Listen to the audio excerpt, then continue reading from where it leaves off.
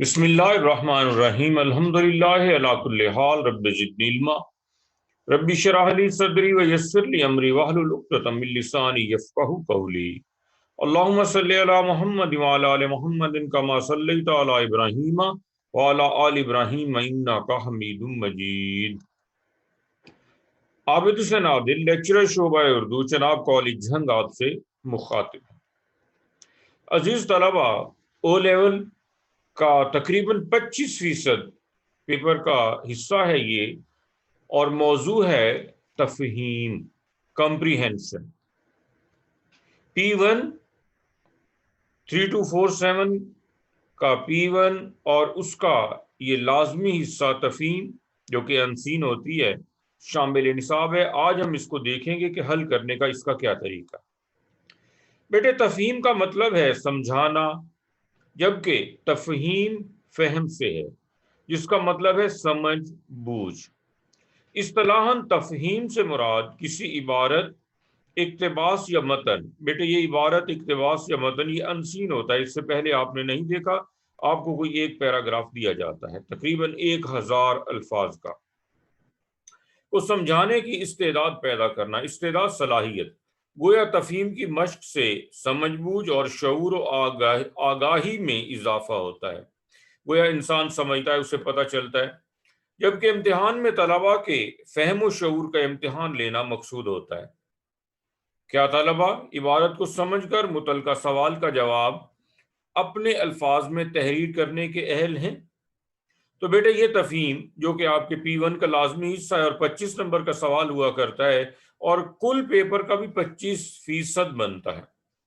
تو تفہیم کے لفظی معنی جیسے لکھا سمجھانا یا سمجھ بوجھ ہے، تو اس لیے ویسے بھی آپ جانتے ہیں کیمبرج کا بنیادی مقصد ایک ہی ہے۔ وہ کیا ہے کہ بچے کسی چیز کو پڑھ لیں، اس کے بعد اسے سمجھ لیں، اور تیسرے نمبر پہ اسے اپنے الفاظ میں بیان کرنے کی صلاحیت حاصل کر لیں۔ تو بیٹے، یہ وہ بنیادی 3 چیزیں ہیں جو کہ کیمبرج چاہتا ہے کہ طلباء اس قابل ہو جائیں۔ تو تفہیم آپ کو اس میں مدد دیتی ہے۔ گویا اس کے اندر کوئی ایک پیراگراف آپ کے پاس دیا جاتا ہے، اس پیراگراف یا اقتباس کو دیکھ کے اس کے آخر میں چند سوالات ہیں، ان سوالات کے جوابات آپ نے تحریر کرنے ہوتے ہیں، لیکن اس کے لیے چند شرائط ہیں۔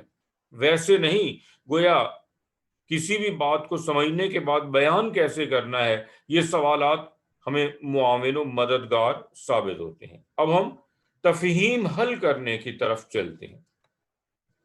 بیٹے، تفہیم حل کرنے کے بنیادی اصول کیا ہیں؟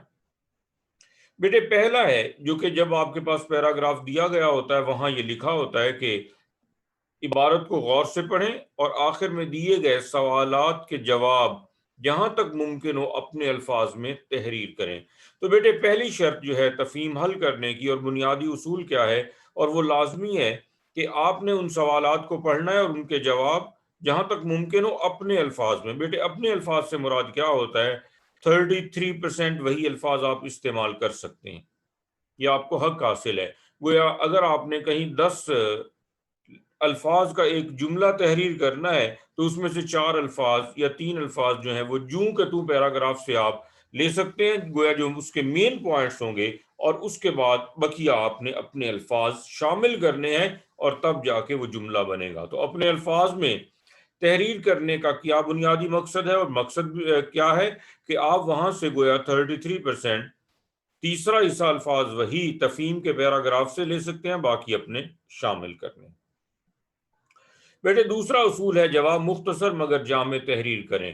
اس کی آگے بھی 2-3 حصوں کے اندر تفصیل ہوگی۔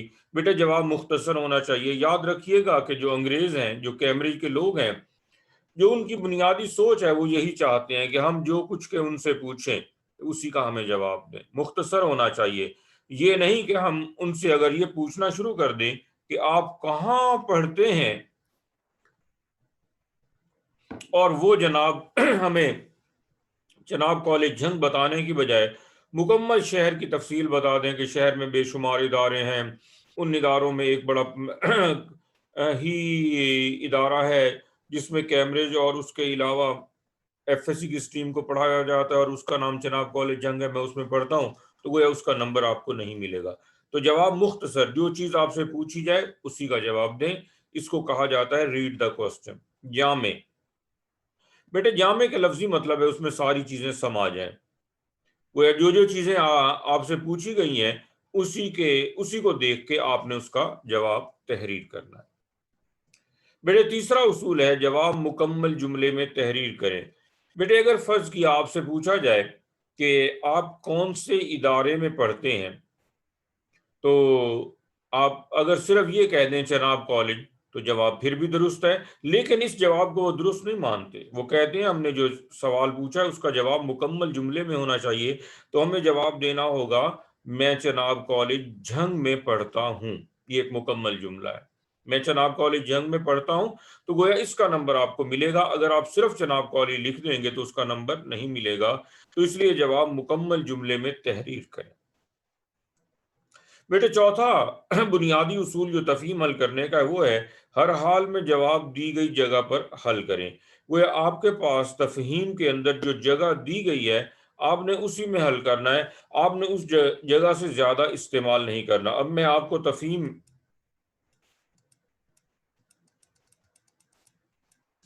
ہاں بیٹے یہ دیکھ لیں، فرض کیا کہ یہ آپ کے پاس تفہیم کا پیراگراف ہے، یہ سوال دیا گیا ہے اور سوال کے اندر یہ دو لائنیں ہیں، تو گویا دی گئی جگہ پر جو آپ کے پاس یہ دو لائنیں ہیں آپ نے اسی کو استعمال کرنا ہے، اس سے زائد جگہ ہرگز استعمال نہیں کرنی آپ نے۔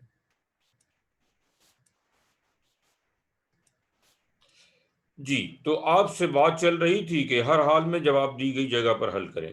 اس کے بعد پانچواں اصول ہے بیٹے کہ جتنے نمبر کا سوال ہو، فرض کیا کہ آپ کا سوال ہے 3 نمبر کا، تو 3 نمبر کے سوال کے لیے آپ کو وہ 3 لائنیں دیں گے۔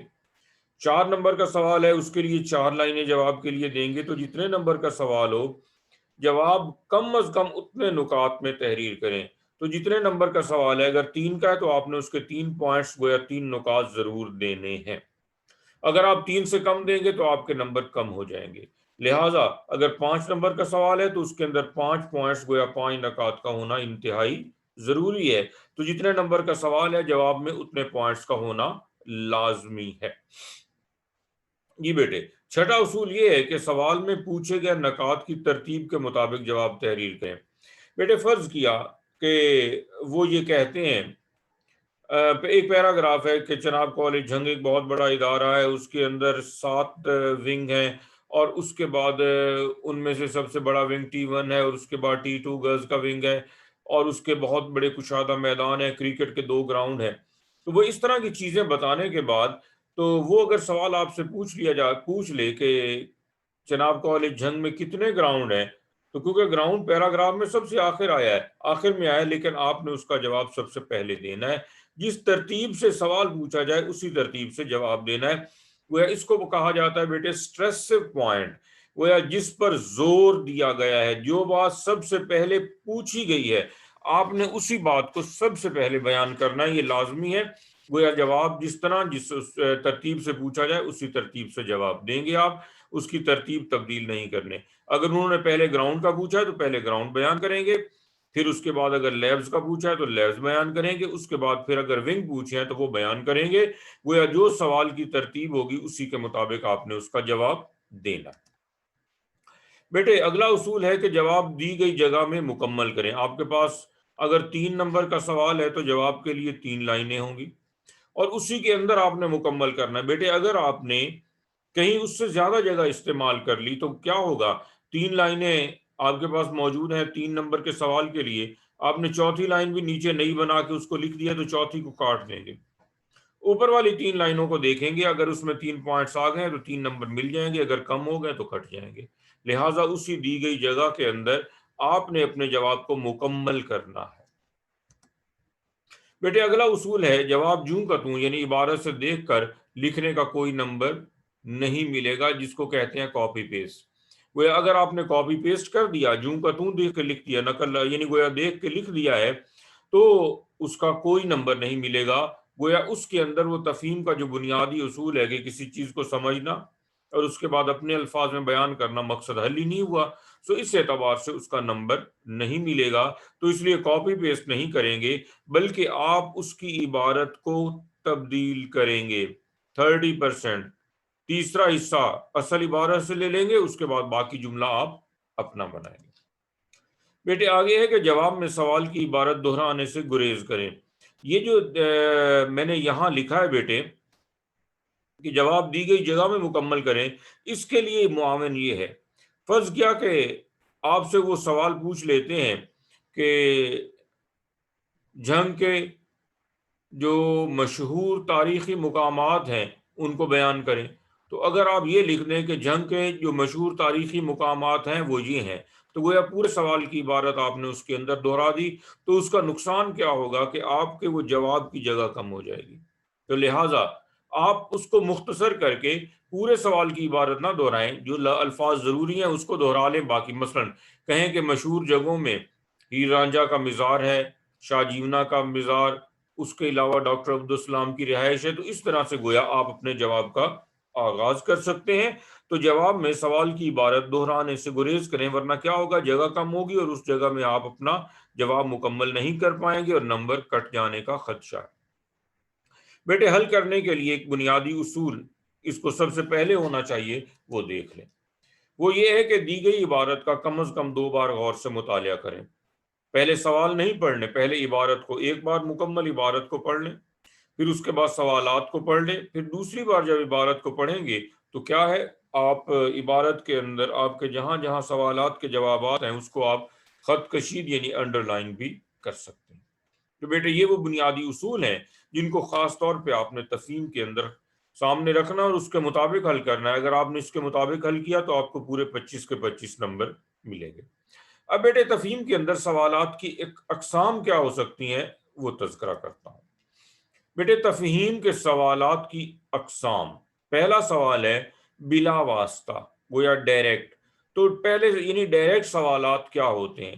عبارت میں جواب سوال کی ترتیب کے مطابق، گویا جیسا آپ سے سوال پوچھا جائے گا بالکل جوں کا توں اسی طرح جواب عبارت کے اندر موجود ہوگا۔ میں نے نمونے کے طور پہ بیٹے یہ ایک پیراگراف ایک تفہیم کا اور اس کا ایک سوال یہاں لکھا، دیکھ لیتے ہیں۔